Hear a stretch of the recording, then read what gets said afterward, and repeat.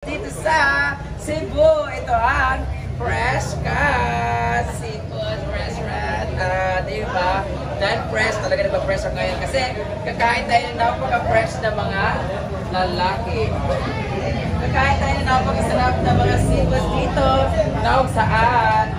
Ngayon po ang kanilang opening. So congratulations, Fresh Cut! Sa lahat mga gusto kumain dyan. Talagang na fresh na mga seafoods. Punta na po kayo dito gusto tayo. Nila po rin sa bahay. Doon na dito kasi po. Dahil sigurado matutuwa kayo ay makalalaan sa mga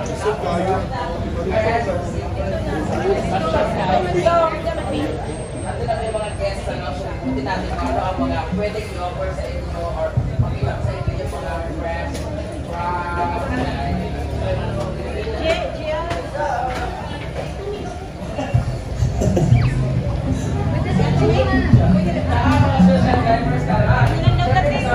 Oh.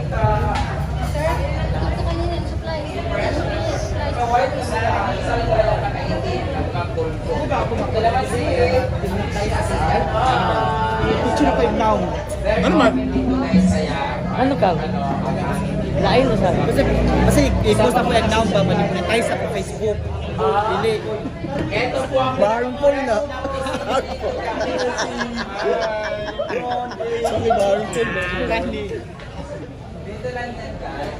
Open pala, no? Parang grill-grill dito, no? Ay, tsura ng restaurant pa.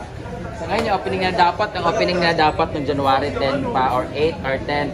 Kaso nga dahil kailangan pang ano yung venue, hindi pa natapos. So ngayon pa lang matatapos. So ano yung ating owner? Ownership. Ay, walang pinky! Alam pala dito batang. Hoy, kung si Bakang ba? Kung picture ang taka, okay, post kasi kung ma-harmful.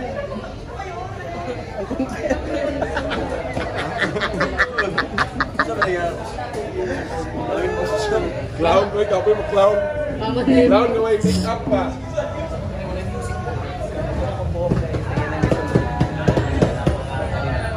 Ngayon na sa